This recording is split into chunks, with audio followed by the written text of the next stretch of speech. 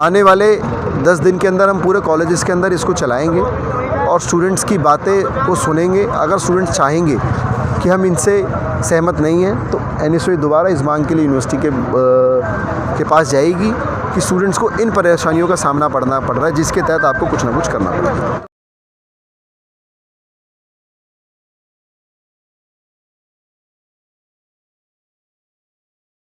नमस्कार दोस्तों, मैं राजशेखर और आप देख रहे हैं सुपर जस्टिस न्यूज़। इस समय मौजूद हैं दिल्ली विश्वविद्यालय के आर्ट्स फैकल्टी के सामने, जहां पर NSOA लगातार जो है अनिश्चितकालीन धरने पर बैठी हुई थी। आज जो इनका धरना समाप्त हुआ है, तो हम जानना चाहेंगे कि जो धरना समाप्त हुआ है इनकी क्या मांगें थी जो वो पूरी हो गई हैं। तो कैसे सर आपका परिचय? मेरा नाम कुणाल सरावत है, मैं NSOA का अध्यक्ष हूँ दिल्ली का और लॉ फैकल्टी का स्टूडेंट हूँ। बेसिकली धरना हमने कोई समाप्त नहीं किया है। हमने OBE की मांग करी थी, स्टूडेंट्स ने OBE की मांग करी थी दिल्ली यूनिवर्सिटी के अंदर कि हमारे जो एग्ज़ाम्स हैं वो ऑनलाइन कराए जाए, क्योंकि हमारी क्लासेस ऑनलाइन हुई थी। बट क्योंकि कई दिनों के प्रयास के बाद स्टूडेंट्स ने जो प्रदर्शन किया, यूनिवर्सिटी की डेलीगेशन आज दोबारा हमसे मिलने आई थी यहाँ पे, और वो रात को स्टूडेंट्स के बीच में आई थी, जिसके तहत उन्होंने स्टूडेंट्स को ये बताया कि हम OBE नहीं करा सकते क्योंकि हमें कोर्ट से ऑर्डर है कि हमें एग्ज़ाम्स फिज़िकली कराने हैं।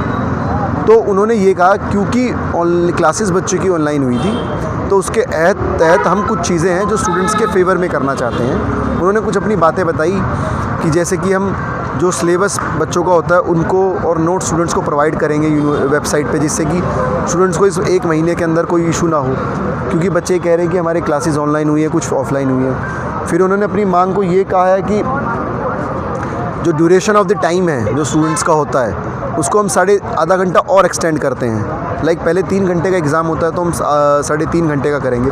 और साथ ही साथ उन्होंने ये भी स्टूडेंट्स को कहा है कि जो आपके इस क्वेश्चंस पेपर में जो क्वेश्चंस आते हैं उनमें हम एक्सटेंड करके एडिशनल क्वेश्चंस और देंगे, जिससे कि आपको ये सहूलियत मिले कि आपको चॉइस मिल जाए कि आपको कितने एक और क्वेश्चन की सहूलियत मिल जाए एग्ज़ाम में। जैसे कि मैं लॉ फैकल्टी की बात करूँ तो उसमें 5 क्वेश्चन हमें करने पड़ते हैं, पर चॉइसेस 8 होते हैं, तो उसमें इनको बच्चों को थोड़ी सी सहूलियत मिलेगी, जो इन्होंने कहा है।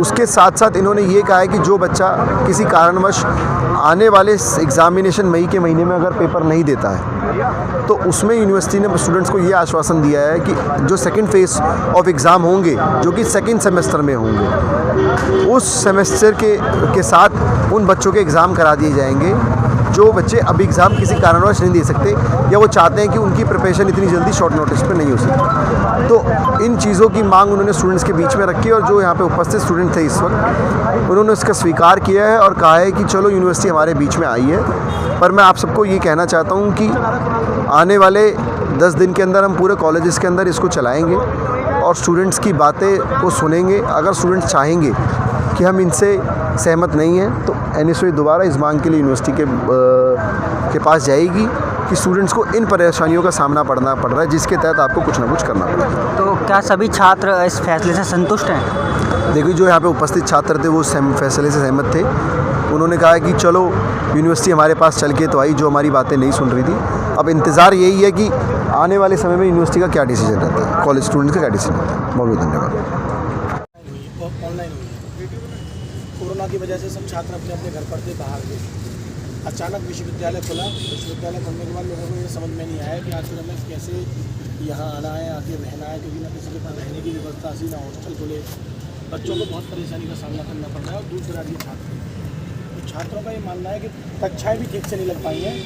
तो ये परीक्षा जो अभी हो रही है, जो ऑफलाइन का मोड आपने जो किया है, विश्वविद्यालय में किया है, उसमें बच्चों को परेशानी होगी। इसको लेकर के तमाम छात्रों की ये मांग है, जिसमें हमने ऑनलाइन पिटीशन भी डाली थी, उसमें कई हज़ार छात्रों ने भाग लिया, तो दिन प्रोटेस्ट में भी कई हज़ार छात्रों ने भाग लिया।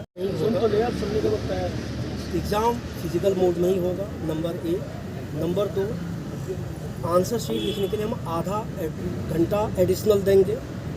हम हेड्स को रिक्वेस्ट करेंगे 1 चॉइस एक्स्ट्रा डाल दें क्वेश्चन पेपर में। जो बच्चा इस बार का एग्ज़ाम नहीं लिख पाएगा उसको हम सेकंड फेज़ में जुलाई में जब एग्ज़ाम करेंगे सेमेस्टर 2 का, उसके साथ हम एग्ज़ाम करा देंगे उसका। हमारी कोशिश रहेगी कि हम उसको किसी भी तरीके से किसी भी बच्चे को डिसएडवांटेज पोजीशन में ना दें।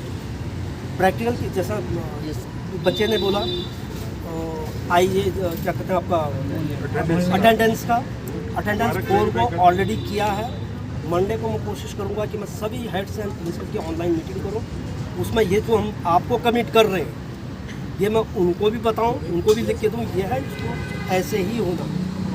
जो प्रैक्टिकल आपने ऑनलाइन मोड में किया है उसी मोड में उसका एग्जाम करेंगे बच्चे। Okay, and study material needy बच्चों को दें, सिलेबस को वेबसाइट में डालें, ये सब चीज़ें हम करवा दें। सर एक बात और कि 70% सिलेबस ऑनलाइन अगर हुआ है और सर एग्जाम्स में इतना कम टाइम है, और सर अगर कुछ बच्चों की सर आदत भी लिखने की थोड़ा इधर उधर हुई है, अगर सर बैक आ जाती है किसी की, तो सर वो क्या जुलाई में एग्जाम दे सकते हैं? तो सर ऐसा कुछ इसलिए मैं कहा ना, मुझे लगता है सर नोटिफिकेशन कितनी देर में आ जाएगा? 15 to 20 मिनट मैं आपको भेज दूंगा। NSUI जिंदाबाद! NSUI जिंदाबाद!